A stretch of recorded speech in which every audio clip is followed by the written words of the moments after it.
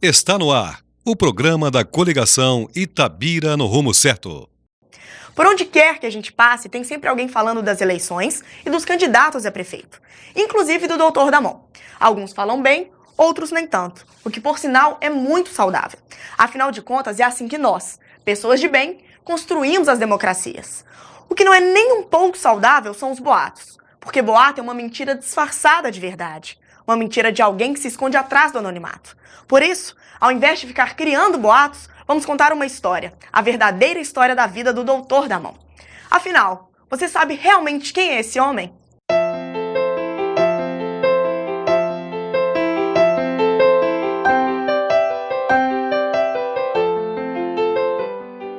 Minha infância foi uma infância simples, uma infância que eu tenho muita saudade. Eu nasci e vivi na Vila Conceição de baixo e de cima durante 17 anos. Foi a infância que eu aprendi muito com os meus pais, com os meus professores. Vivi numa Vila Conceição de Cima, onde na realidade parecia uma grande família. Brinquei muito na Conceição. Fui uma criança que hoje eu tenho saudade e acho que as crianças de hoje deveriam ter uma infância igual a que eu tive. Tenho até hoje, apesar da escola não existir, um vínculo enorme com a minha escola, com o grupo escolar Dr. Pedro Martins Guerra. Eu lembro de diretoras que eram disciplinadoras na época, Dona Rosarinha, Dona Cecília, depois veio Maria das Graças. Então é muita gente que serviu de exemplo para eu chegar onde eu cheguei hoje. Minha mãe diz que desde novinho eu falo em ser médico, mas a situação econômica da minha família, eu não via, não vislumbrava a possibilidade de realizar esse sonho. Mas esse sonho não saía de dentro de mim de jeito nenhum. A todo tempo eu estava alimentando aquela chama. E aí aconteceu um determinado momento, minha mãe, trabalhando com salão de beleza, perguntou se eu queria ir embora estudar. E eu falei para ela que queria ir embora estudar. E aos 19 anos eu fui para Belo Horizonte. Eu fui um aluno aqui em Itabira, tido como um aluno excelente, tinha boas notas em matemática, mas chegando em Belo Horizonte eu descobri que eu não sabia nada. E eu tive um impacto muito grande no primeiro vestibular, porque eu me considerava, hoje eu até falo, eu era um capial aqui do interior, chegando na capital, e no primeiro vestibular parecia mais um desfile de moda, de tanta gente bem vestida, de tanto ônibus transportando as pessoas, e eu assustei com aquilo. No final de 85 para 86, em janeiro de 86, eu fiz o vestibular, passei na primeira etapa. Quando eu fui para a segunda etapa, eu fui reprovado por causa de um ponto. Deixei de ser aprovado no vestibular de Medicina Federal por causa de um ponto. E aí todos os amigos, todo mundo me falava o seguinte: se eu fosse você, desistia, deixar de passar por causa de um ponto. E eu falava para mim mesmo, desistir jamais. E lembro também que naquele ano minha mãe perguntou para mim: Damon, você quer desistir? Eu falei com minha mãe: mãe, eu tento vestibular 1000 vezes, enquanto eu não passar eu não sossego. Então, naquele ano de 86, fazendo vestibular em janeiro de 87, eu passei no vestibular, graças a Deus. E eu estava tão bem preparado que quando eu fui para a segunda etapa, depois de ter feito a segunda prova, que era a prova de Química, faltava ainda a prova de Biologia, eu liguei para casa e avisei minha mãe que eu tinha passado no vestibular. Em 87 eu comecei a estudar Medicina. Hoje eu sou médico, graças a Deus. Mas para ser médico não foi fácil, não.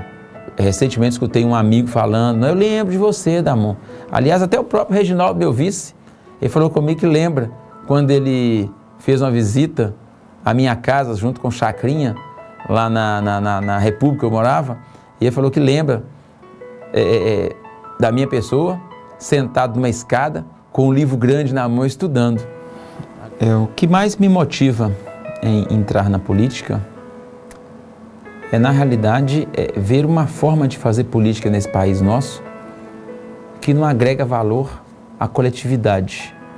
Uma cidade que é tão rica e que tem um grande percentual da população tão pobre e necessitando ter melhor qualidade de vida. A grande maioria das pessoas sofrendo de forma que não precisam, né? Tendo necessidades básicas, que uma coisa me leva a estar na política. Beneficiar as pessoas com aquilo que elas podem ter na sua plenitude e que a cidade possibilita. Como vocês podem ver, a história do Doutor Damon é uma história de muita coragem e principalmente de muita determinação. Muito parecida com a maioria das histórias de cada um de nós, brasileiros e itabiranos, pessoas simples que trabalham muito e correm atrás dos seus sonhos. Por isso é que o Doutor Damon conhece tão bem as necessidades dessa cidade e é de longe a melhor opção para governar Itabira.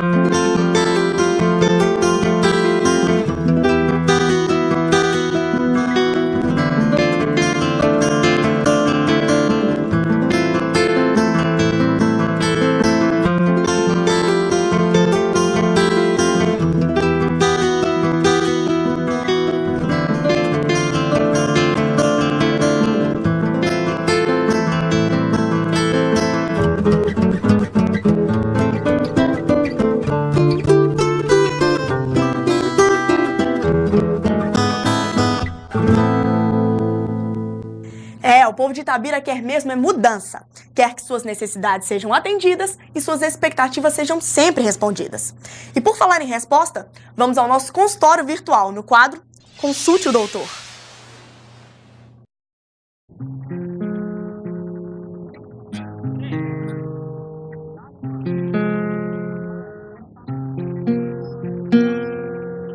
Oi, meu nome é Louise e aqui em Itabira existem muitos jovens, na verdade quase a metade da população, mas não tem muitas opções de lugares para a gente sair e se divertir.